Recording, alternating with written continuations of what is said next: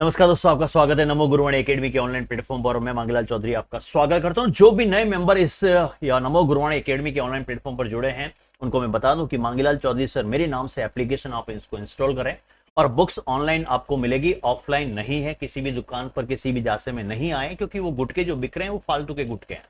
ये बुक आपकी हस्तलिखित है और पूरे के पूरे टोटल अगर पेज की अगर काउंट करें हम कंटिन्यू में, तो 1000 के आसपास आपको जो है वो आपको यहाँ पर बुक मिलेगी हस्तलिखित नोट से, बायो, फिजिक्स और केमिस्ट्री। ये आपकी स्क्रीन के सामने जो है वो ऑनलाइन मिलेगी और विद इन 2 से 3 डेज के अंदर आपको बुक्स आपको मिल जाएगी। दोस्तों ध्यान से देखना, बहुत इंपॉर्टेंट टॉपिक है। मैंने इससे पहले आपको इलेक्ट्रिसिटी विद्युत स्टार्ट कराया था और मैंने आपको जो है उसी के अंदर मैंने विद्युत धारा भी बताया था। और ऑफलाइन के अंदर बच्चों को कभी मैं धारा पूछता हूँ कि साहब मुझे तो बहुत अच्छे से आती है धारा, तो मुझे धारा ही धारा दिखती है, करंट ही करंट दिखता है, लेकिन कॉन्सेप्ट क्या है वो आपने इससे पहले वाले वीडियो में देखा होगा।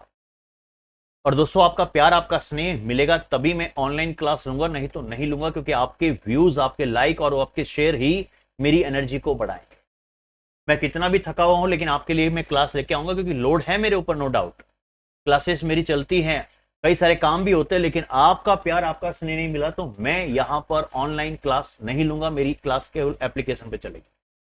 आपका प्यार आपका स्नेह ही जो है वो मुझे जो है वो मतलब एक्साइटेड करता है। मैं और जो है वो आपको क्लासेस लेने के लिए वहां पर मतलब इच्छा होती है कि मैं कैसे भी हूं, किसी भी अवस्था में थका हुआ हूं या कहीं से भी आया हूं, तो मैं तुरंत क्लास लेने की कोशिश करता हूं। इससे पहले आपने वीडियो देखा होगा मेरा, इसलिए आपको इतना ही कहता हूं कि पूरे राजस्थान में क्या जहां जहां है आपके जितने भी जो है सोशल मीडिया के नेटवर्क, वहां का इसको डालिए दोस्तों। साइंस का डर उस बच्चे का हट जाएगा। आपकी वजह से, आपका सपोर्ट ही मुझे यहां पर एनर्जी देता है।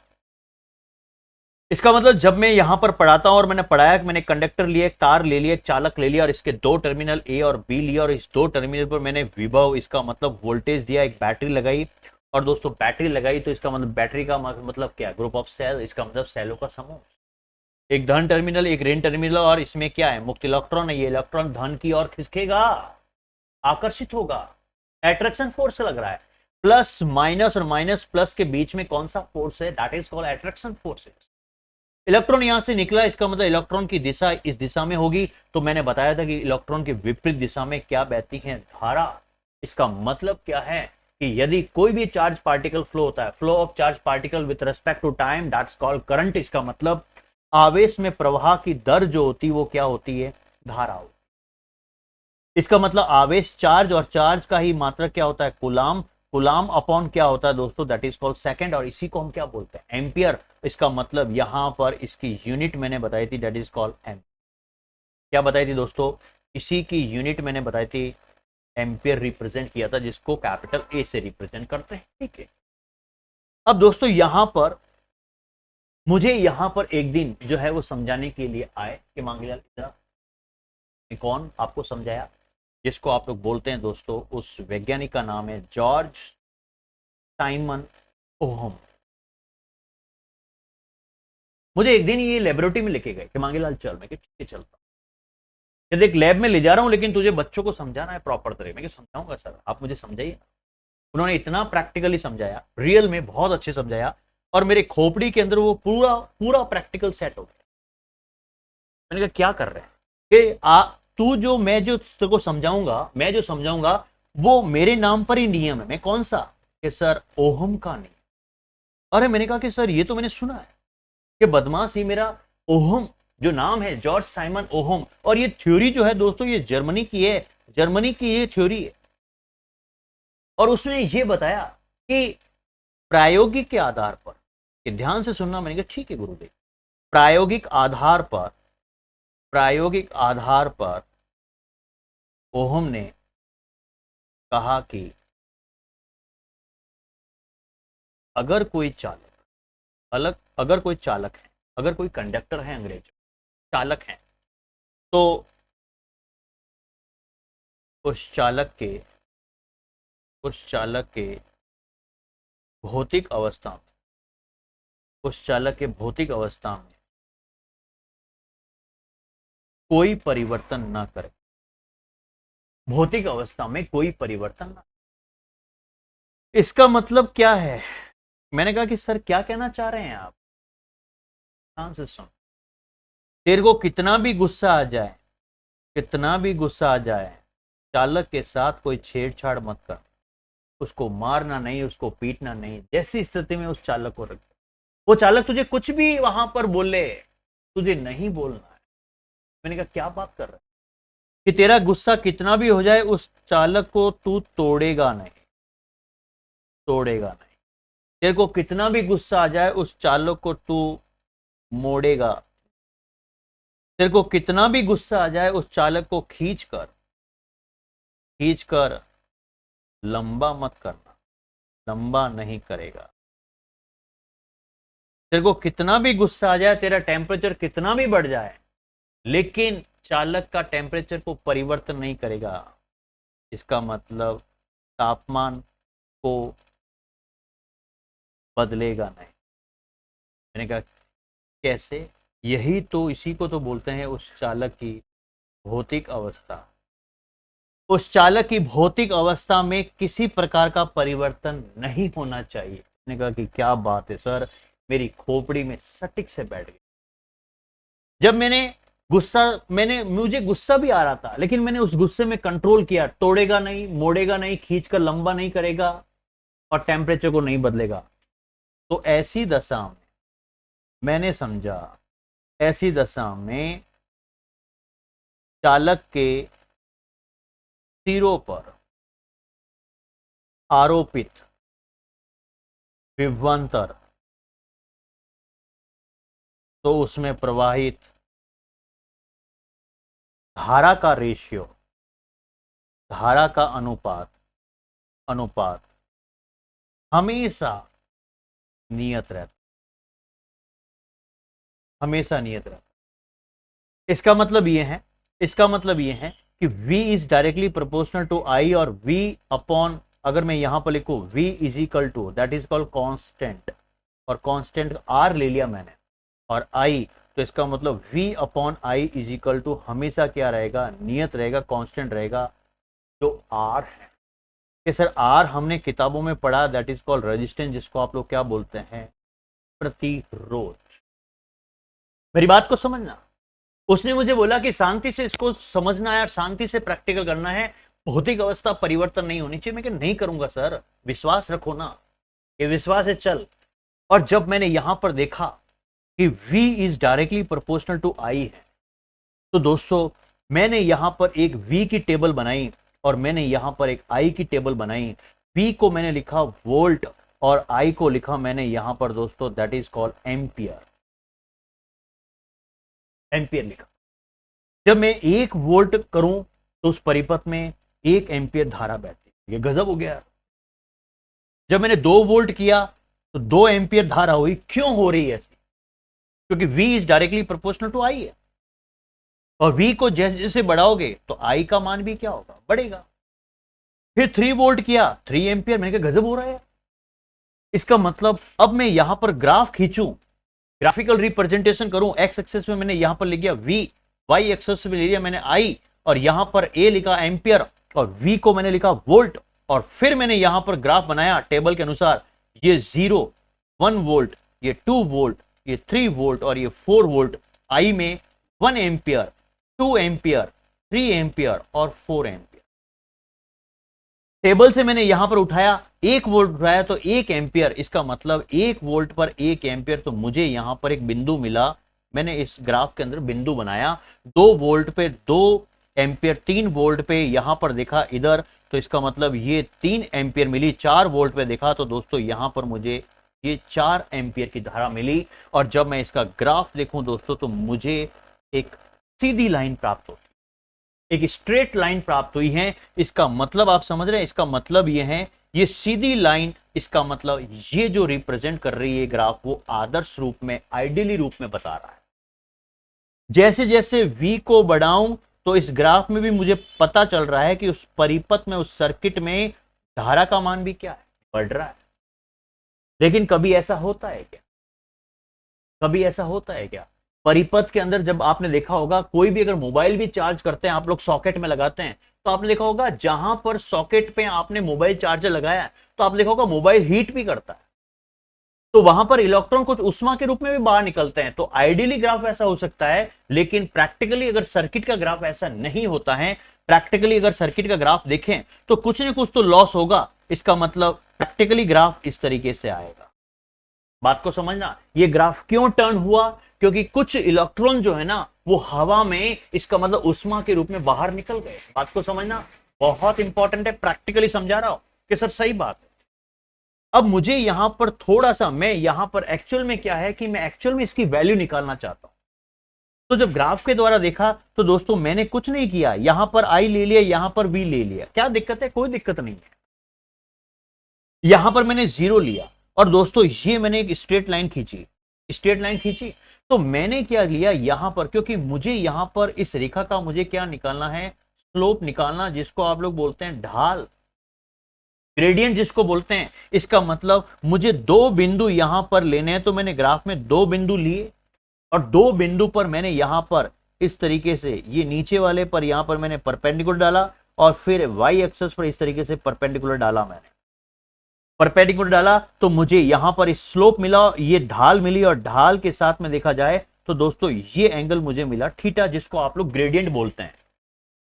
और शायद आपको पता है यहां पर अगर बात करते हैं दोस्तों, तो जब ये मैंने यहां पर बात की है तो ये वाली जो एक्स एक्सिस पे मैंने यहां पर देखा, तो ग्राफ के अंदर मैंने इसको ले दिया डेल आई लिया, ग्राफ में मैंने डेल आई लिया है एक्स एक्सिस पर, और यहां पर इन दोनों के बीच में डेल का मतलब छोटा से छोटा भाग, that is called del V लिया।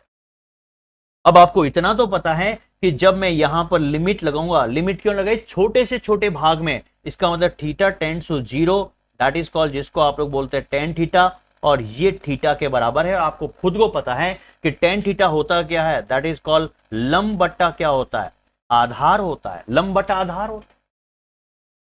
इसका मतलब ये है दोस्तों, ध्यान से सुनना, अगर ये ए है, ध्यान से सुनना, अगर ये ए है और ये बी है, ये सी है, तो शायद आपको पता है यहां पर लंब कौन सा है, आधार कौन सा है। तो इसका मतलब लंब बटा आधार की अगर बात करते हैं तो दोस्तों सिंपल सा यहां पर आएगा, that is called del V upon क्या आएगा, डेल आई। और जब दोस्तों यहां पर में ये वैल्यू थीटा के बराबर है, तो इसका मतलब थीटा बराबर del V upon del I, और यही पर क्या होता है दोस्तों, दैट इज कॉल्ड कांस्टेंट, और इसकी वैल्यू क्या होती है, कांस्टेंट की वैल्यू हमने क्या लिया, आर लिया। आपको ये ध्यान रखना है, ये वैल्यू इस तरीके से मैंने स्लोप लेकर बताई है कि एक्चुअल में स्लोप किस तरीके से कैसे होता है। लंब बटा आधार आपको बात करना है, ये आपका क्या हो गया, कर्ण हो गया, लंब लेना है, आधार लेना है, इसका मतलब हर चीज को देखते हुए BC अपॉन AC करेंगे तो ये लंब बटा आधार होगा। और यहां पर डेल वी, BC की वैल्यू क्या है, डेल वी, और AC की वैल्यू क्या है, डेल आई, जब इसमें रखते हैं तो ये आपका रिप्रेजेंट होता है स्लोप के आधार पर।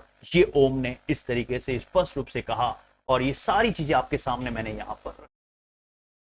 अब दोस्तों यहां पर जो आर आया है, दैट इज कॉल्ड, इसी को आप लोग क्या बोलते हैं, प्रतिरोध कहते हैं अंग्रेजों। यहां पर ये क्या कहलाता है, रेजिस्टेंस कहलाता है। जब मैं इसको ब्रेक करूं दोस्तों, तो यहां से क्या निकले, प्रति प्लस क्या निकलेगा, विरोध। अब ये विरोध किसका करेगा, ना आपका ना मेरा विरोध करेगा। इसका मतलब परिपथ में बहने वाली धारा का, ध्यान से सुनना, परिपथ में बहने वाले, परिपथ में बहने वाले धारा का ये क्या करता है दोस्तों, विरोध करता है। इसका मतलब ना आपका विरोध करेगा ना मेरा विरोध करेगा, परिपथ में बहने वाली धारा का विरोध करता है। इसका मतलब विरोध को अगर हम देसी भाषा में समझे, इसका मतलब ए भाई कहां जा रहा है। जब आप कहीं भी होटल में प्रवेश करते हैं या कहीं भी शादी में जाते हैं और बाहर अगर गार्ड खड़ा होता है, अगर आपसे वहां पर वो रोकता है, कहां जा रहा है, ड्रेसिंग को देकर, आपके लेवल को देकर वो रोकता है। शादी में सभी के सभी जा रहे हैं कार्ड दिखाकर, लेकिन आपके पास कार्ड नहीं है, वो रोकेगा आपको, कहां जा रहा है, किसके फंक्शन में जा रहा है। इसका मतलब रोकना है, किसको, धारा को रोकना। इसका मतलब परिपथ में बहने वाली धारा का विरोध करता है।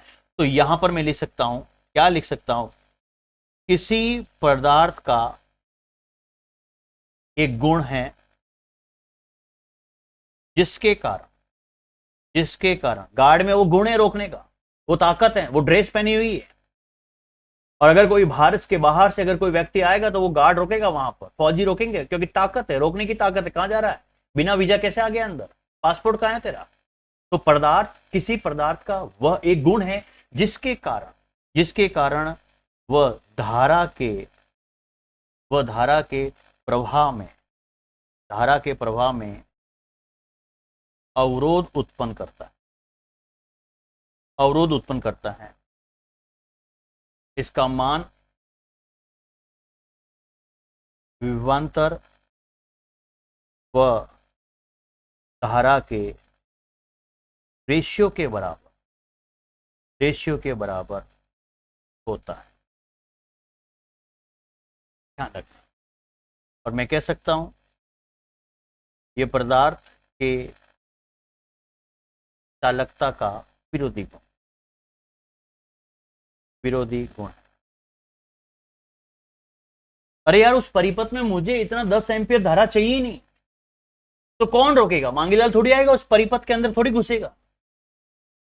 तो इसका मतलब उस परिपथ में धारा को रोकने के लिए मुझे उस पदार्थ को लेकर आना पड़ेगा। तो पदार्थ का एक गुण होता है, उस पदार्थ का वो गुण होता है जो धारा के प्रवाह को रोकने का काम करता है। दैट इज कॉल्ड प्रति प्लस विरोध।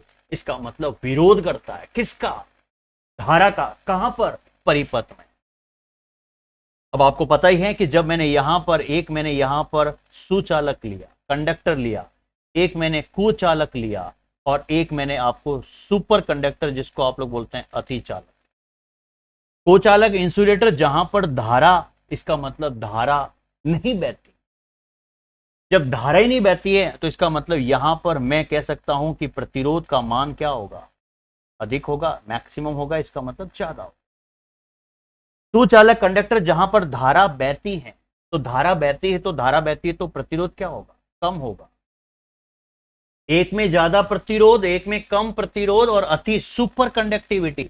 झटका लगा, एकदम झटका। सुपर कंडक्टिविटी, पावर कितना खतरनाक है। इसका मतलब वहां पर उसका रेजिस्टेंस का मान क्या होगा? प्रतिरोध का मान क्या होगा? 0। उस परिपथ में प्रतिरोध का मान 0 है, कोई विरोध नहीं कर रहा है, तो सुपर कंडक्टर। उस परिपथ में प्रतिरोध का मान ज्यादा है, दैट इज कॉल्ड इंसुलेटर। और उस परिपथ में धारा बह रही है लेकिन प्रतिरोध, धारा बह रही है, इसका मतलब उस परिपथ में प्रतिरोध क्या होगा? कम होगा। बात को समझना प्रैक्टिकल, ठीक है। अब दोस्तों प्रतिरोध का मात्रक हम अगर देखें R is equal to V upon I, और R हमने कांस्टेंट लिया था, और V दैट इज कॉल्ड जिसको आप लोग वोल्ट बोलते हैं, और ये होता है दोस्तों दैट इज कॉल्ड जिसको आप लोग बोलते हैं एम्पियर, और वोल्ट अपॉन एम्पियर जिसको आप लोग क्या बोलते हैं? ओम। प्रतिरोध का मात्रक उसी वैज्ञानिक पर पड़ा, उसने बोला मांगीलाल मेरे नाम पर ही रखना। कहा ठीक है सर, रखूंगा, आप चिंता ना करें, आपकी बात को मानूंगा। और उसने बताया कि ग्रीक अक्षर के अंदर अगर कोई बच्चा अगर शॉर्ट में लिखना चाहे, क्योंकि जिंदगी अभी शॉर्ट की है, सारे शॉर्ट वीडियो चलते हैं, रील चलती है, पहले फिल्म चलती थी, अब रील पे आ गए शॉर्ट वीडियो में, क्योंकि बच्चा आजकल शॉर्ट में कि बताओ गुरुदेव, आप बताओ, साइमन जी बताओ कैसे, कि ऐसे इसको इस तरीके से ऐसा मोड़ के ऐसे बनाकर ये symbol that is called Greek अक्षर के अंदर, इसी को आप लोग ओम बोलते हैं, ठीक है। अब दोस्तों यहां पर क्वेश्चन कई सारे आते हैं कि अगर मैं तापमान को बढ़ाऊं, टेम्परेचर को बढ़ाऊं तो क्वेश्चन आता है दोस्तों चालक के प्रतिरोध पर क्या प्रभाव पड़ता है? चालक के प्रतिरोध पर क्या प्रभाव पड़ता है? बात को समझना बहुत इंपॉर्टेंट। अगर मैं टेम्परेचर को बढ़ाऊं तो इसका मतलब शायद आपको पता चल गया होगा, जो मिश्र धातुएं एलॉयज जितने भी होती है, उसके प्रतिरोध पर क्या प्रभाव पड़ेगा? अगर मैं टेम्परेचर को बढ़ाऊं तो इलेक्ट्रोलाइट जिसको आप लोग बोलते हैं विद्युत अपघट्य, इनके प्रतिरोध पर क्या प्रभाव पड़ता है? ये सारे क्वेश्चन बनते हैं एग्जाम के अंदर, ध्यान रखना। एक एक चुन चुन के टॉपिक को पढ़ाऊंगा। फिर उसके बाद में ये बात करता है कि अगर मैं टेम्परेचर को बढ़ाऊं तो शायद आपने एक सुना होगा दैट इज कॉल्ड अर्धचालक, सुना होगा, सेमीकंडक्टर जिसमें इलेक्ट्रॉन और होल्स होते हैं, जर्मेनियम और सिलिकॉन आपने सुना होगा। तो उनके प्रतिरोध पर क्या प्रभाव पड़ता है? सबसे भयंकर क्वेश्चन आते हैं, यहां से भयंकर क्वेश्चन आते हैं, क्योंकि एग्जाम के अंदर क्वेश्चन सीधा सटीक सा क्वेश्चन आएगा। अब दोस्तों यहां पर समझने की बात है, क्योंकि हमें ये चीजें समझने के लिए थोड़ा सा प्रैक्टिकली रूप हमें देखना पड़ेगा एग्जाम के पॉइंट ऑफ व्यू से, क्योंकि एग्जामिनर जो है ना, एग्जामिनर बहुत सटीक सा है, वो आपको छोड़ेगा नहीं एक एक प्रॉपर तरीके से, क्योंकि टॉपिक को लेके चलेंगे ना तो चीजें आपके दिमाग में आएगी। हमें एग्जाम के पॉइंट ऑफ व्यू से बहुत अच्छे से इसको समझना कि सर ठीक है सर, आप जो भी जैसे बताओगे हम प्रैक्टिकली पढ़ेंगे। लेकिन दोस्तों सबसे पहले ये तो समझे कि ये जो चालक है दैट इज कॉल्ड, जिसको आप लोग मेटल धातु की अगर बात करते हैं तो इनके प्रतिरोध पर क्या प्रभाव पड़ता है, कैसे प्रभाव पड़ता है, हम इसको कैसे समझे सर। हम इसको रटते हैं, रटना नहीं है, प्रैक्टिकली इसको समझना है। सबसे पहले आपको यहां पर समझना पड़ेगा दैट इज कॉल्ड दोस्तों, जिसको आप लोग बोलते हैं विशिष्ट प्रतिरोध, जिसको आप लोग बोलते हैं that is called specific resistance.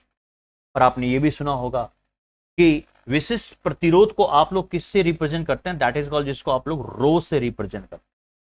क्या लिखते हैं, रो से रिप्रेजेंट। अब बात को समझ दोस्तों, इसका एक फॉर्मूला आता है, इसका फॉर्मूला आता है दैट इज कॉल्ड, ओम ने डेरिवेशन किया, तो ओम के डेरिवेशन में, ओम का डेरिवेशन एक फॉर्मूला आता है, वो डेरिवेशन बहुत लंबा, वो काम नहीं आएगा, वो आप लोग 10th 11th 12th में पढ़ते हैं। लेकिन उसका कुछ प्रैक्टिकली, उस फॉर्मूले को हम प्रैक्टिकली यूज करेंगे ना तो दिमाग में सेट होगा। आपको इतना पता है कि V/I जो होता है वो कांस्टेंट होता है, लेकिन जब वो डेरिवेशन जो फॉर्मूला आता है वो ये आता है M/NE² टो, और इसको कोष्टक में किया और उसके बाद में मैंने लिखा L/A लिखा। जब हम डेरिवेशन करते हैं ओम के डेरिवेशन को, हम प्रैक्टिकली इसको देखते हैं तो उस डेरिवेशन के अंदर एक फॉर्मूला आता है, सूत्र निकलता है, और सूत्र को हम प्रैक्टिकली यूज करेंगे एनालिटिकल अप्रोच के लिए। तो हमने क्या लिखा, विशिष्ट प्रतिरोध लिखा है। अभी आपको नहीं पता, लेकिन अभी आपको इतना पता है कि सर ने ओम के डेरिवेशन से एक फॉर्मूला निकाला है। अब जहां पर ये जो V है ना, V दैट इज कॉल्ड, इसी को आप लोग क्या बोलते हैं, दैट इज क्या बोलते हैं, दैट इज कॉल्ड, इसी को तो आप लोग वोल्टेज बोलते हैं। I क्या है यहाँ पर कि सर हमने ये समझा है करंट है। M क्या है, इलेक्ट्रॉन का मास, जिसको आप लोग क्या बोलते हैं, द्रव्यमान बोलते हैं, इलेक्ट्रॉन का द्रव्यमान है। फिर उसके बाद में यहां पर N क्या है, N दोस्तों चालक के एकांक आयतन में फ्री इलेक्ट्रॉनों की क्या है, संख्या। कि सर कोई बात नहीं, N है तो N तो हमेशा संख्या के लिए आता है, और आपने इतना बता दिया कि चालक को कंडक्टर है उसका एकांक यूनिट वॉल्यूम में फ्री इलेक्ट्रॉन की संख्या है, कि सर सही। M आ गया, N आ गया, इलेक्ट्रॉन E, इसका मतलब मैं यहां पर लिख सकता हूं, आप जानते हैं कि प्रत्येक मुक्त इलेक्ट्रॉनों पर दैट इज कॉल्ड क्या है, आवेश, चार्ज है, कि सर ठीक है। अब ये टो क्या है, tau that is relaxation time, जिसको आप लोग बोलते हैं शांति काल कहलाता है, शांति काल, टो, इसको टो बोलते हैं। एल क्या है, उस चालक की क्या है दोस्तों, लंबाई उस कंडक्टर की। ए क्या है, क्रॉस सेक्शनल एरिया, जिसको आप लोग बोलते हैं अनुप्रस्थ काट का क्षेत्रफल बोल, अनुप्रस्थ काट का क्षेत्रफल बोल। कि सर आपने जो ये फॉर्मूला बताया बिल्कुल हमारे दिमाग में आया। अब हम स्क्रीन के सामने भूल गए तो V/I is equal to M/NE² टो, कोष्टक में किया L/A किया। इतना आप लोग कर सकते हैं, बिल्कुल कर सकते हैं। लेकिन दोस्तों यहां पर M क्या है, इलेक्ट्रॉन का मास है, इलेक्ट्रॉन का द्रव्यमान है। N क्या है, उस चालक में एकांक आयतन में फ्री इलेक्ट्रॉन की, मुक्त इलेक्ट्रॉन की संख्या है, सही है। E क्या है, आवेश है यार, प्रत्येक इलेक्ट्रॉन पर आवेश होगा। टो क्या है, शांति। अब टो होता क्या है भाई, ये V तो विभव हो गया, ये करंट हो गई, ये उसकी लेंथ हो गई चालक की, कंडक्टर की, ये क्रॉस सेक्शन एरिया हो गया, अनुप्रस्थ काट क्षेत्र। टो क्या है दोस्तों, जब भी इलेक्ट्रॉन, क्योंकि इलेक्ट्रॉन कैसे मूव करता है, रैंडमली मूव करता है, यादृच्छिक रूप से घूमता है, पता ही नहीं चलता कि उसकी दिशा क्या है। इसका मतलब जब रैंडमली घूमता हुआ किसी दूसरे इलेक्ट्रॉन से टकराएगा। आपने देखा होगा जब कोई भी दो स्टूडेंट या कोई भी स्पीड से आ रहे हैं स्कूल के या कॉलेज के, टकराते हैं तो कुछ सेकंड के लिए रुकते हैं। तो इसका मतलब जो टकराट के बीच में जो रुका है ना, कुछ समय के लिए, कुछ समय लिया है, वो समय ही क्या कहलाता है, रिलैक्सेशन टाइम। और शायद आपको प्रैक्टिकली पता है, रिलैक्स कर रहा है, टकराने के बाद वो इलेक्ट्रॉन रिलैक्स कर रहा है, इसी को आप लोग शांति काल बोलते हैं। कि सर आपने जो बताया बहुत अच्छे से लगा। अब दोस्तों हमको ये पता है V/I is equal to M/NE² to, और ये लिख दिया L अपॉन ए। दोस्तों मैंने कोई एक चालक लिया, ये मेरे सामने कोई चालक है, ये कंडक्टर है आपके स्क्रीन के सामने, तो इसका ये क्या होगी, उसकी लंबाई होगी। जब ये लंबाई है तो ये क्या होगा, उसका क्रॉस सेक्शनल एरिया अनुप्रस्थ काट क्षेत्रफल है। तो अगर मैं यहां पर एक चालक लूं, ये मैंने कंडक्टर लिया है, कॉपर का तार लिया है, तो कॉपर का तार लिया तो ये उसकी क्या है, लंबाई है। ध्यान से सुनना, विशिष्ट प्रतिरोध हम समझ रहे हैं कि एक्चुअल में विशिष्ट प्रतिरोध होता क्या है, बच्चों को पता ही नहीं है कि स्पेसिफिक रेजिस्टेंस है क्या। और दोस्तों ये वाला जो मैंने यहां पर सर्कल किया, that is cross sectional area अनुप्रस्थ काट का क्षेत्रफल। तो इस फॉर्मूले के अंदर ये जो आ रहा है, ये उस चालक का क्या है, गुण है। ये उस चालक का गुण है। इसका मतलब मैं आपके सामने, मांगीलाल आपके सामने खड़ा है, तो मेरे यहां पर देखो दो कान हैं, दो आंखें हैं, गाल हैं, लिप्स हैं, हाथ हैं, पैर हैं, और आप बोलते हैं बॉडी के ऊपर वाले भी तो अंग है। ये बॉडी के ऊपर भी अंग है, बॉडी के अंदर भी अंग है। तो चालक जो है ना, वो चालक का L अपॉन ए चालक का गुण दर्शा रहा है।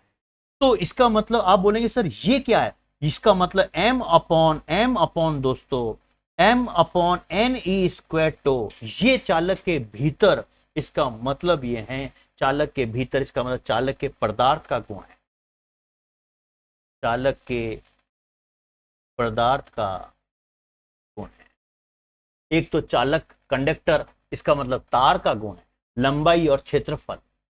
एक चालक के पदार्थ का गुण है, इसका मतलब m upon N E square tau, ये चालक के पदार्थ का गुण है। मेरी बात को समझना यार, मैं कहना क्या चाह रहा हूं।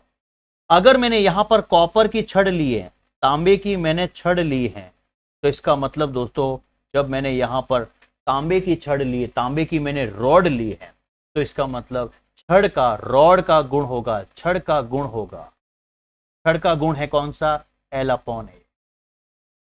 इसका मतलब V upon I is equal to M upon N E square tau, ये और L अपॉन ए। जब मैंने कॉपर की छड़ ली है, मैंने कॉपर की रॉड ली है, तो ये जो है दोस्तों, ये जो कहलाती है L अपॉन ए। अब तो समझ में आ गया होगा, ये छड़ का गुण कहलाता है। तो इसका मतलब जब छड़ का गुण है तो छड़ के गुण में क्या होगा, इसका मतलब लंबाई L होगी और क्षेत्रफल क्रॉस सेक्शनल एरिया, जिसको आप लोग बोलते हैं अनुप्रस्थ काट क्षेत्रफल, A होगा। फिर मैं बता रहा हूं, ये कॉपर का, इसका मतलब तांबे का तार लिया है, तो तांबे का तार लिया है, इसका मतलब वो तांबे का तार, कोई भी पदार्थ हो, कोई ना कोई तो पदार्थ होगा, इसका मतलब किसी न किसी कॉपर का होगा या आयरन का होगा या किसी न किसी प्रकार मेटल तो होगा यार।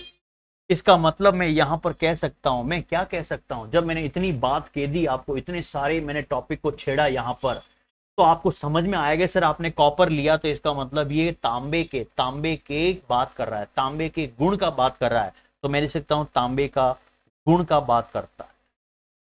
मेरी बात को समझ, बहुत इंपॉर्टेंट एग्जाम के पॉइंट ऑफ से, एग्जाम के अंदर क्वेश्चन आए।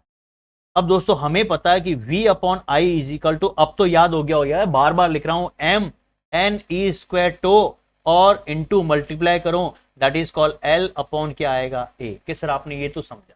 हम क्या जानते हैं, क्या जानते हैं, that is called V upon I is equal to क्या होता है, R। इक्वेशन नंबर 1 और इक्वेशन नंबर 2 को अगर हम कंपेयर करें, क्यों कंपेयर कर रहे हैं कि V अपॉन आई इधर भी और V अपॉन आई इधर भी है, तो यहां से क्या रिजल्ट निकलेगा, that is called R is equal to M upon N E square tau multiply, यहां पर क्या आएगा, L अपॉन ए। दोस्तों यही जो कहलाता है चालक के भीतर का मामला है, ये चालक के भीतर का मामला है। और ये हम किसको रिप्रेजेंट करते हैं, rho R is equal to rho L upon A. इसका मतलब अब finally formula rho L upon A आया, जहां पर रो क्या है दोस्तों, इसी को तो आप लोग बोलते हैं विशिष्ट प्रतिरोध बोलते हैं। क्या बोलते हैं, विशिष्ट प्रतिरोध। तो मैं कह सकता हूं जो भी कंडक्टर लिया है तो चालक के पदार्थ का विशिष्ट प्रतिरोध, तो मैं लिख सकता हूं ये क्या है, रो चालक के पदार्थ का विशिष्ट प्रतिरोध। चालक के पदार्थ का, चालक का गुण अलग है, मेरी बॉडी के बाहर अंग है, इसका मतलब ये बॉडी का गुण हो गया। शरीर के अंदर भी अंग है, आमाशय, लीवर, गॉल ब्लेडर आपने सुना होगा, छोटी आंत बड़ी आंत, वो शरीर के भीतर है।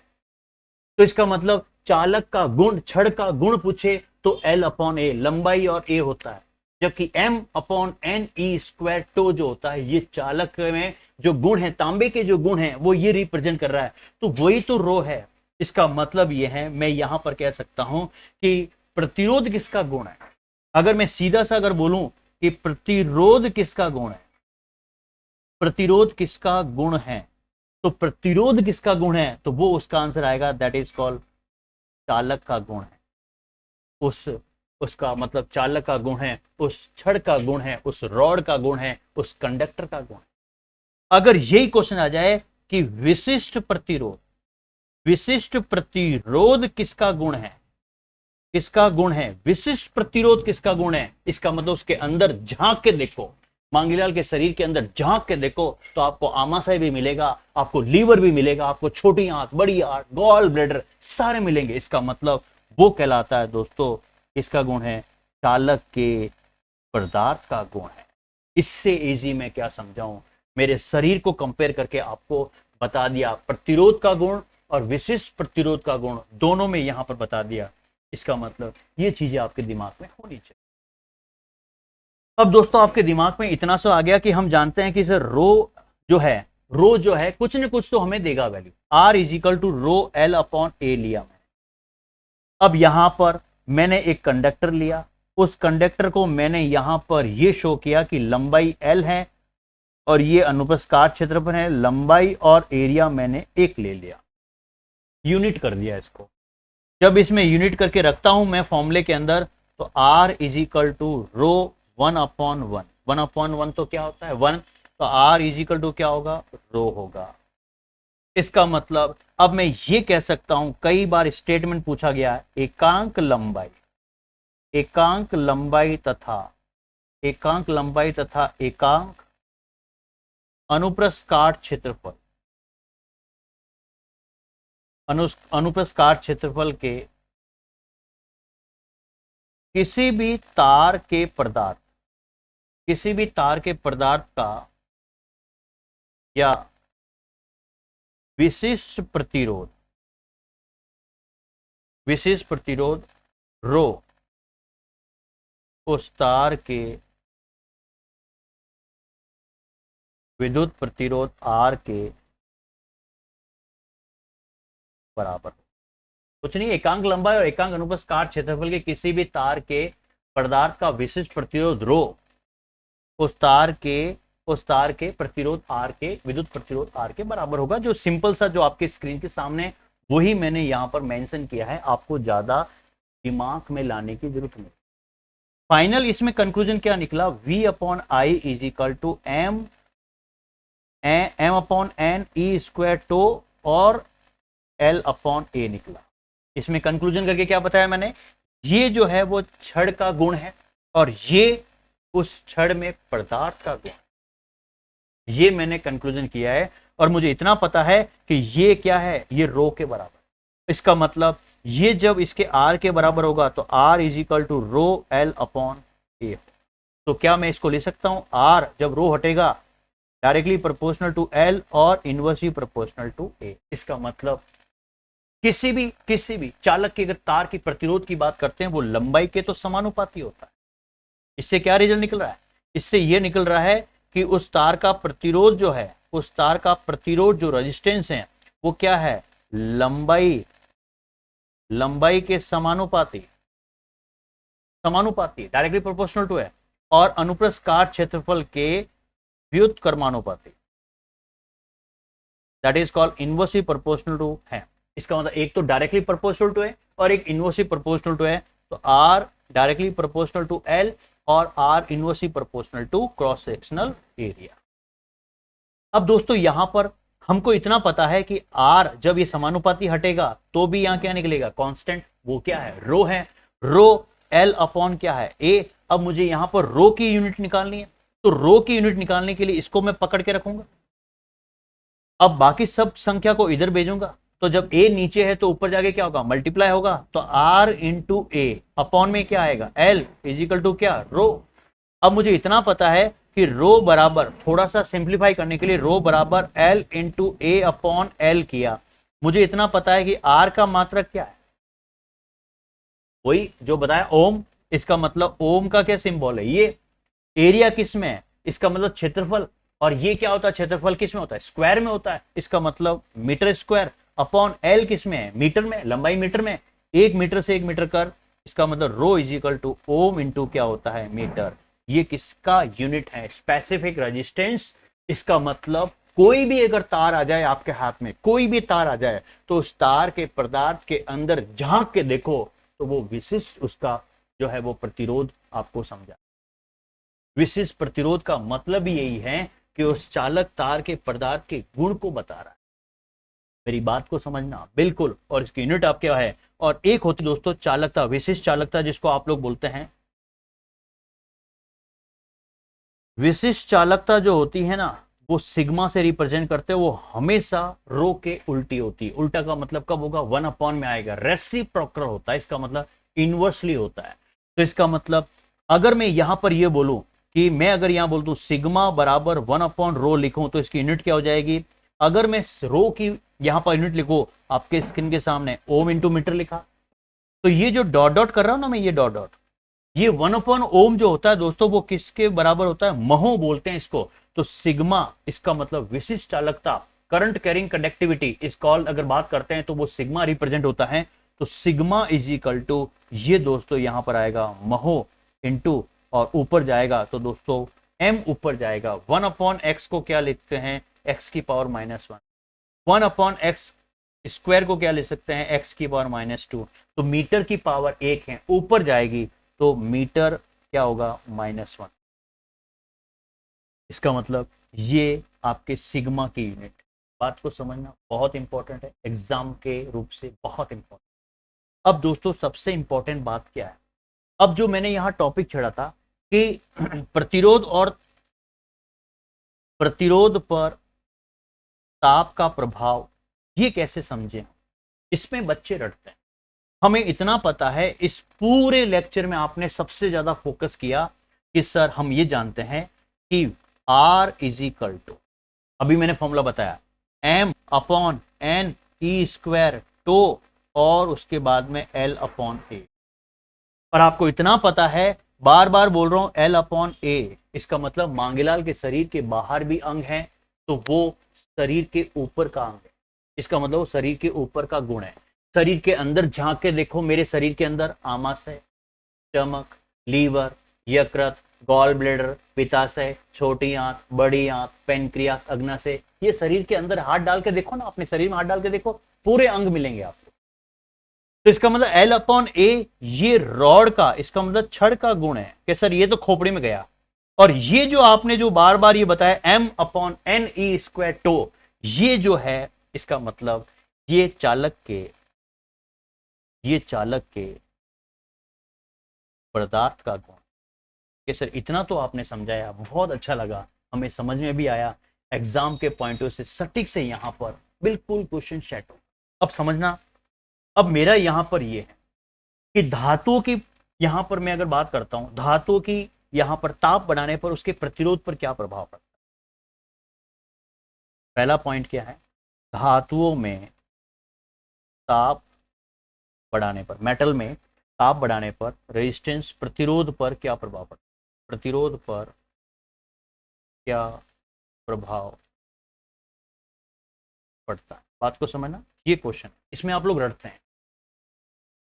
इसी प्रकार हम मिश्र धातु की बात करते हैं, एलॉय की बात करते हैं। सबसे इंपॉर्टेंट बात यह है कि जब मैंने कोई भी एक रॉड ली, वो मेटल लिया और उसको मैंने गर्म किया, तो दोस्तों गर्म करते हैं ना, जैसे मैंने कोई रॉड ली, मेटल लिया, अब मैंने इसको गर्म किया, तो गर्म का मतलब ही क्या होता है कि सर आप बार बार ये कहना चाह रहे हैं टेम्परेचर को बढ़ा रहे हैं। टेम्परेचर बढ़ाया तो इसके अंदर दोस्तों सबसे इंपॉर्टेंट बात क्या है, इस मेटल में क्या है, पहले से ही क्या है, दैट इज कॉल्ड मुक्त इलेक्ट्रॉन है, फ्री इलेक्ट्रॉन है यार, फ्री इलेक्ट्रॉन। और जब टेम्परेचर को बढ़ाऊंगा तो मुझे बताओ, जब आप कहीं भी किसी चेयर पे बैठे हैं और मैं आसपास आपके हीट को, मैं अगर आग लगाऊं आपके आसपास में और आपको ऊष्मा मिले, और फिर मैं आग को आपके नजदीक लाऊं, तो आप जंपिंग जपा करेंगे, तो इलेक्ट्रॉन भी वहां पर थोड़ा थोड़ा जंपिंग जपा हिलना शुरू होता है। इसका मतलब टेम्परेचर बढ़ाने पर इलेक्ट्रॉन, जो मुक्त इलेक्ट्रॉन है वो भी क्या होंगे, गर्म होंगे। आपको उष्मा मिल रही है तो आप भी तो गर्म हो रहे हैं, आपके आसपास हीट है तो आप गर्म हो रहे हैं, क्या इलेक्ट्रॉन गर्म नहीं होगा? अब दोस्तों जब इलेक्ट्रॉन गर्म होगा तो इसका मतलब वो धीरे धीरे इसका मतलब इधर उधर क्या करेगा, गति करेगा। धीरे धीरे क्या करेगा, गति करेगा, मोशन और धीरे धीरे बढ़ेगा, गति और बढ़ेगी। इसका मतलब यहां पर मैं कह सकता हूं कि उस इलेक्ट्रॉन की गति में इसका मतलब वृद्धि होगी। जब गति में वृद्धि होगी तो दोस्तों फटाफट इलेक्ट्रॉन जो है दौड़ेगा, और जब इधर उधर दौड़ेगा तो इसका मतलब इन इलेक्ट्रॉन के बीच में दोस्तों क्या होगी, टकराट होगी।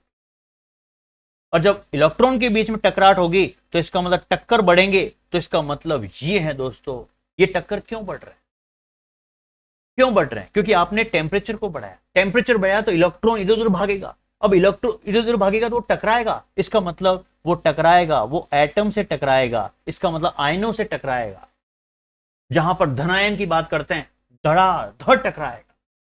तो दोस्तों जब टकराट यहां पर, इसका मतलब मैं सीधा बोलूं कि टकराट, कॉलिजन अगर बढ़ेगा, पहले व्यक्ति इधर से छोटा सा अगर बात करते थोड़ा सा टकराया, फिर एकदम टकराया, फिर एकदम टकराया, फिर एकदम टकराया, इसका मतलब टकराट बढ़ी ना। तो मुझे बताइए, पहले दो इस तरीके से आपस में यहां पर टकराट हुई, फिर एकदम धड़ाम से टकराट हुई। तो जो धड़ाम से टकराट हुई ना, टकराट बढ़ी, टक्कर बढ़े, तो इसका मतलब टो का मान यहां पर घटेगा। टो क्या कहता है कि दो इलेक्ट्रॉनों के बीच में जो टकराट हो रही है वो कहलाता है, जो टकराट रिलैक्सेशन टाइम है, टकराट के बाद जो इलेक्ट्रॉन ने जो रिलैक्स किया है वो शांति काल कहलाता है। और टो का मान अगर घटेगा तो आपको पता है कि R = mNe² टो, और L अपॉन क्या होता है, A। इसका मतलब ये है दोस्तों, अगर मैं यहां पर ये बड़े बड़े यहां पर ये एटम मानो, और ये दोस्तों यहां पर अगर इलेक्ट्रॉन मानो, तो इलेक्ट्रॉन वहां पर देखते हैं किस तरीके से आपके पास में गति कर रहे हैं। ये इलेक्ट्रॉन गति कर रहे हैं, और जैसे ही टेम्परेचर बढ़ाऊंगा दोस्तों, टेम्परेचर बढ़ाऊंगा तो इलेक्ट्रॉन को उष्मा मिलेगी, और आपके नीचे चेयर में मैंने करंट छोड़ दिया तो क्या आप इस तरीके से हिलेंगे नहीं? क्या? तो इलेक्ट्रॉन भी वहां पर हिलता, और जैसे ही इलेक्ट्रॉन हिलेगा तो इलेक्ट्रॉन टकराएगा और टकराएगा, टकराएगा और टकराएगा, क्योंकि टेम्परेचर बढ़ रहा है और टेम्परेचर बढ़ रहा है। तो इसका मतलब इनके टकराट के बीच में रिलैक्सेशन टाइम है ना, रिलैक्सेशन टाइम, वो टो का मान क्या हो जाएगा, वो घटेगा। और टो घटेगा, टो घटेगा, फॉर्मूले में देखिए टो घट रहा है तो आर क्या होगा, बढ़ेगा। इसका मतलब कंक्लूजन ये है कि धातुओं में, मेटल्स में, धातुओं में अगर मैं टेम्परेचर को अगर बढ़ाऊं तो इसका मतलब उसका प्रतिरोध भी क्या होता है, दैट इज कॉल्ड बढ़ता है। क्यों बढ़ता है? क्योंकि श्रांति, इसका मतलब रिलैक्सेशन टाइम, इसका मतलब जो दो इलेक्ट्रॉन के बीच में जब टकराट के बाद जो रिलैक्स कर रहा है वो टाइम घट रहा है, तो इसका मतलब प्रतिरोध क्या होगा, बढ़ेगा। और शायद आपको यह भी पता है, बचपन में पढ़ा होगा कि ये फॉर्मूला भी पढ़ा है, तो उससे भी आप रिजल्ट निकाल सकते हैं। RT = R0 1 + α-T, ये भी एक फॉर्मूला है, इस पे भी आप लोग एनालिसिस कीजिए। RT क्या है, इसका मतलब T टेम्परेचर पर, T टेम्परेचर पर क्या है, प्रतिरोध है। कोई भी T टेम्परेचर ले लिया। R0 क्या है, 0 डिग्री सेल्सियस ताप पर क्या है, ताप पर क्या है, ये प्रतिरोध है। अल्फा क्या है यहां पर, दैट इज कॉल्ड ताप प्रसार गुणांक है, ताप प्रसार गुणांक है। और टी क्या है यहां पर, दैट इज कॉल्ड टेम्परेचर, जिसको ताप बोलते हैं। और आपको इतना पता है, इस फॉर्मूले में आपने इतना पढ़ा है, नहीं पढ़ा है तो दिमाग में सेट रखना, धातुओं के लिए, धातुओं के लिए ताप प्रसार गुणांक, इसका मतलब ये दोस्तों थर्मल एक्सपांसन कॉफिशिएंट अल्फा जो है, अल्फा हमेशा क्या देता है, पॉजिटिव मान देता है। ये पॉजिटिव होता है, धातुओं में फिक्स है, क्वेश्चन आएगा, धातुओं में ताप प्रसार गुणांक होता है पॉजिटिव।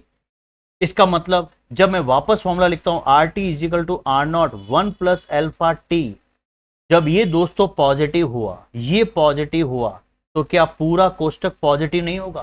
क्या पूरा कोष्टक पॉजिटिव हुआ तो इसका मतलब क्या पहले से वैल्यू नहीं बढ़ी? तो इस वाली की यहां पर वैल्यू बढ़ी, तो यहां पर वैल्यू बढ़ी, तो RT का मान भी बढ़ेगा। तो दोनों से बराबर यहां पर रिजल्ट निकल रहा है, दोनों से क्रांति से भी आप लोग समझ सकते हैं। और यहां पर आप अल्फा, जिसको आप लोग क्या बोलते हैं, ताप प्रसार गुणांक, इसका मतलब पॉजिटिव होता है। तो पूरा मान पॉजिटिव, पूरा मान पॉजिटिव, तो ये वाला मान बढ़ेगा पहले की तुलना में, तो आरटी का मान भी क्या होता है, बढ़ता है। ये सही। अब दोस्तों हमारे पास जो आता है एलॉयज, दैट इज कॉल्ड मिश्र धातु। मिश्र धातु का प्रतिरोध पर ताप का प्रभाव, यहां पर क्या होता है, प्रतिरोध बढ़ेगा, घटेगा या शून्य रहेगा। दोस्तों इसको अगर हम थोड़ा सा अगर डिफाइन करें ना, तो वही फॉर्मूला लेके आए, आर टी, टी टेम्परेचर प्रतिरोध, आर नॉट 0 डिग्री तापमान पर यहां पर प्रतिरोध, 1 प्लस एल्फा टी, एल्फा इसका मतलब ताप प्रसार गुणांक। जब धातुओं में अल्फा प्लस होता है तो यहां पर दोस्तों इसका मतलब मैंने मिश्र धातु बोल दी। कांसा कॉपर आपने सुना होगा, कांसा कॉपर आपने सुना होगा यार, जिसको आप लोग बोलते हैं ना कई बार, जैसे कांसे की बात करते हैं, आपने कांसा यूज किया है, और जब आपने यहाँ पर कॉपर अगर बात किया है तो कॉपर को हम मेटल के रूप में, कांसा यहाँ पर मिश्र एलॉय है। कांसा आपने सुना है दोस्तों, पीतल आपने सुना है। इसका मतलब जैसे आपके पिताजी, केमिस्ट्री पढ़ाऊंगा, आपके पिताजी और मेरे पिताजी काफी अच्छे दोस्त है, तो पी से पीतल, पीतल जो बनता है तांबा, और किससे बनता है, जिंक से बनता है। इसका मतलब ये चीजें आपको याद रखनी। कॉपर मेटल में चला गया, लेकिन कांसा और ये जो पीतल आया है, इसको आप लोग मिश्र धातु एलॉयज बोलते हैं। तो अब इसमें इनके प्रतिरोध पर ताप का प्रभाव कैसे पड़ता है, इसका मतलब हमको इतना पड़ता है कि सर अभी बताया R T is equal to R naught 1 plus alpha T. जितनी बार लिखूंगा ना उतनी बार आपके खोपड़ी में फॉर्मूला सेट हो जाएगा, क्वेश्चन आएगा। सबसे इंपॉर्टेंट बात है कि अल्फा का मान जो मिश्र धातुओं की बात करते हैं, मिश्र धातुओं में अल्फा का मान जो होता है, मिश्र धातुओं में अल्फा का जो मान होता है, वो जो होता है दोस्तों, इसका मतलब धातु की तुलना में कम होता है, लेकिन पॉजिटिव होता है। पहली बात पॉजिटिव है, लेकिन धातुओं की तुलना में, मेटल की तुलना में, धातुओं की तुलना में क्या होता है, कम होता है। जब दोस्तों धातु की तुलना में कम है, तो शायद आपको पता चल गया होगा कि अगर मैं मिश्र धातु का फॉर्मूला लिखूं, दैट इज कॉल्ड, वही रेजिस्टेंस के रूप में लिखूं, R T is equal to R naught 1 plus alpha T लिखा। एल्फा का मान यहां पर पॉजिटिव है, लेकिन कम है। इसकी तुलना में, मेटल की तुलना में, मेटल का जो ताप प्रसार गुणांक होता है वो ज्यादा होता है मिश्र धातु एलॉय की तुलना में। कैसा, ठीक है। तो अल्फा का मान यहां पर पॉजिटिव, तो इसका पूरा का मान क्या होगा, पॉजिटिव होगा, बढ़ेगा। इसका पूरा का मान क्या होगा, पॉजिटिव, बढ़ेगा। तो आरटी का मान भी बढ़ेगा। लेकिन आरटी का जो मान है, मैं यहां पर लिख सकता हूं आरटी का जो मान है, अगर ताप का प्रभाव करते हैं, तो मैं ये कह सकता हूं कि आरटी का जो ये आरटी कौन सा है, ये धातु वाला है, ये धातु वाला है। और ये आरटी कौन सा है दोस्तों, जिसको आप लोग बोलते हैं मिश्र धातु है, जिसको आप लोग एलॉयज बोलते हैं। तो मैं यहां पर कह सकता हूं, क्या कह सकता हूं, कि धातुओं की तुलना में मिश्र धातुओं का प्रतिरोध क्या होता है, कम होता है। लेकिन तापमान बढ़ाने पर प्रतिरोध क्या होता है, तापमान बढ़ाते हैं ना, तो मिश्र धातुओं का प्रतिरोध बढ़ता है। बात को समझ जो मैं कह रहा हूं, सही बात। अब दोस्तों यहां पर अगर बात करते हैं अर्धचालकों की, अगर बात करते हैं सेमीकंडक्टर की, अगर बात करते हैं, और सेमीकंडक्टर में सबसे इंपॉर्टेंट बात क्या होता है, दैट इज कॉल्ड, इसमें इलेक्ट्रॉन अगर बात करते हैं तो क्या होते हैं, होल होते हैं।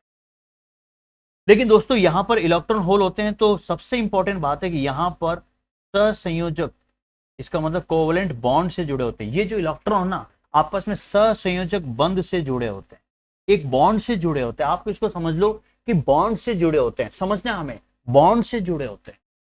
और दोस्तों जब कोई भी, अगर जैसे ये सपोज मानिए यहां पर मैंने ये दो इस तरीके से ए और बी इलेक्ट्रॉन लिया, और इनके बीच में ये जो रेड कलर का है ना, इसको आप समझेंगे दैट इज कॉल्ड, ये बॉन्ड है। अब मुझे इस बॉन्ड को तोड़ने के लिए अगर मैं टेम्परेचर को बढ़ाऊंगा, तो इसका मतलब दोस्तों शायद आपको पता चल गया होगा कि जब आप चेयर पे बैठे हैं और आपके आसपास मैंने हीट किया और तेज और हीट मारा और उष्मा दिया, तो शायद आप उस चेयर पर हिलना शुरू करेंगे। तो ये इलेक्ट्रॉन भी, इसका मतलब ये टेम्परेचर को एब्जॉर्ब करते हैं और धीरे धीरे इसका मतलब हिलना शुरू होते हैं। अब हिलेंगे हिलेंगे हिलेंगे, तो इसका मतलब ये है, ये बॉन्ड क्या करेगा दोस्तों, दैट इज कॉल्ड टूटेगा। और जब दोस्तों बॉन्ड टूटेगा, मुझे बताइए जब बॉन्ड टूटेगा तो ये इलेक्ट्रॉन जो बंधे हुए थे, अब वो वहां पर क्या होंगे, फ्री होंगे, दैट इज कॉल्ड मुक्त होंगे।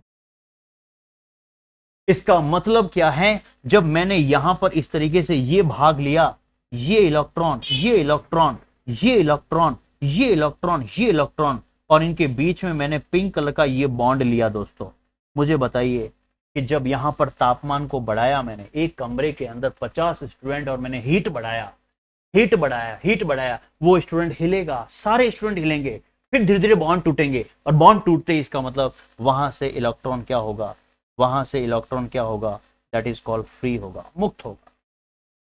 तो यहां पर पहले एक इलेक्ट्रॉन मुक्त हुआ, फिर 2 इलेक्ट्रॉन मुक्त हुए, फिर 3 इलेक्ट्रॉन मुक्त हुए, फिर 4 इलेक्ट्रॉन, ऐसे ऐसे दोस्तों मुक्त इलेक्ट्रॉन की संख्या बढ़ती गई बढ़ती गई बढ़ती गई।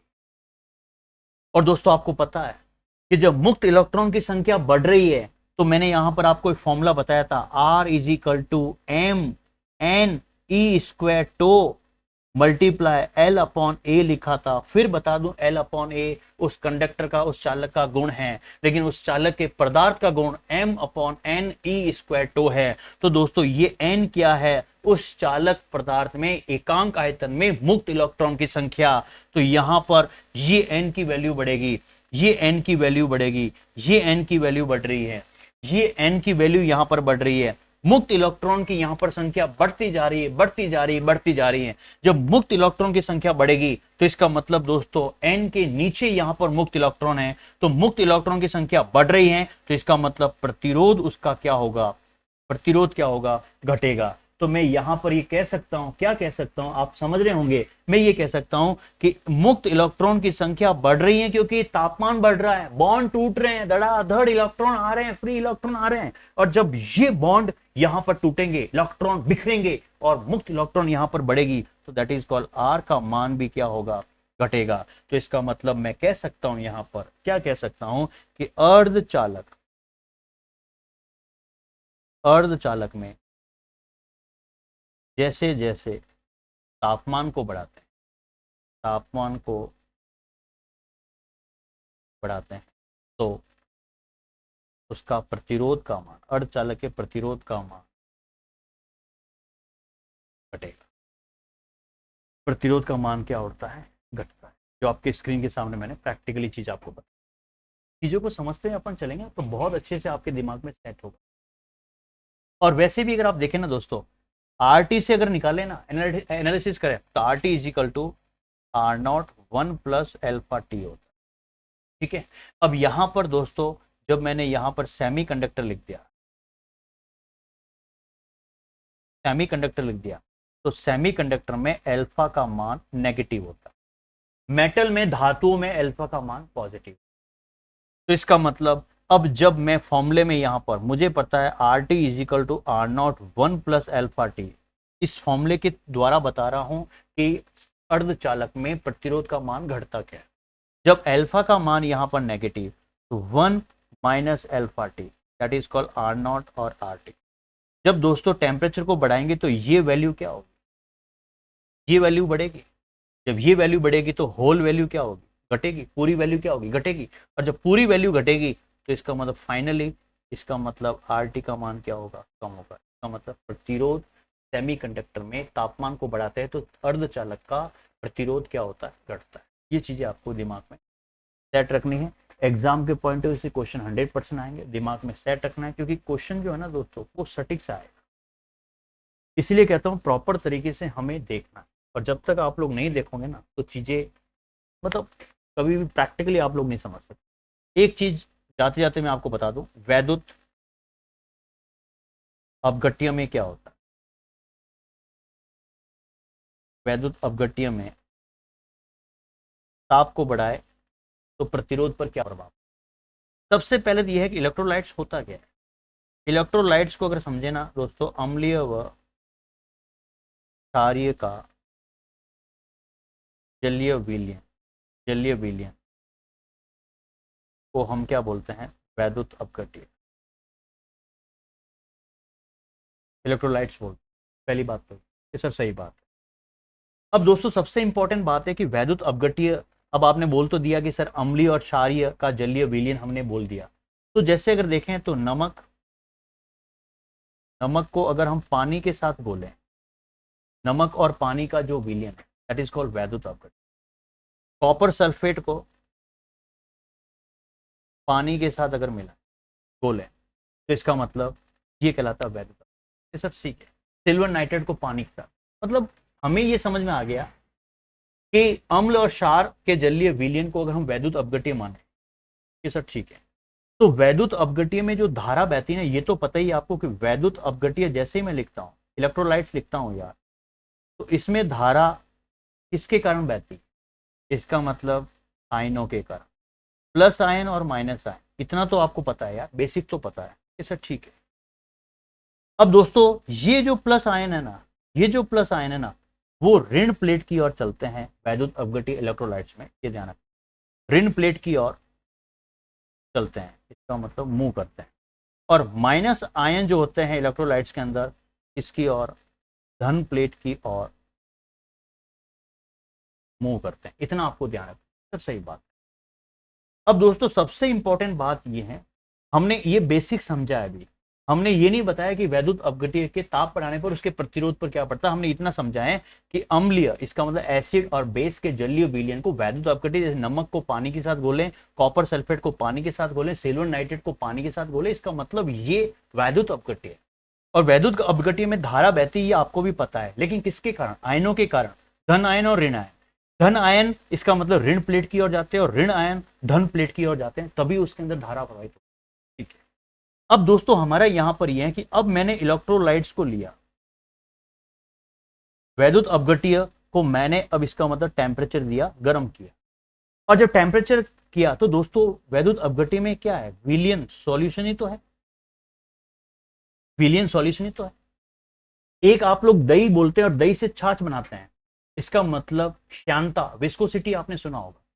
तो मेरा कहने का मतलब यह है कि जब श्यानता की मैंने बात कर दी, किसी भी पदार्थ की श्यानता अधिक है इसका मतलब गाढ़ापन है उसमें, और किसी पदार्थ की श्यानता कम है तो इसका मतलब दही को आपने छाछ में बदल दिया तो इसका मतलब छाछ पतली हो गई ना।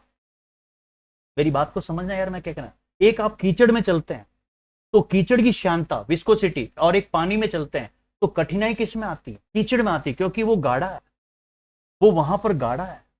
तो मेरा कहने का मतलब वैद्युत अपघट्य, इसका मतलब वहां पर सॉल्यूशन है, विलयन है, तो इसका मतलब जो गर्म किया तो इसका मतलब विलयन के अंदर क्या है? पार्टिकल है ना।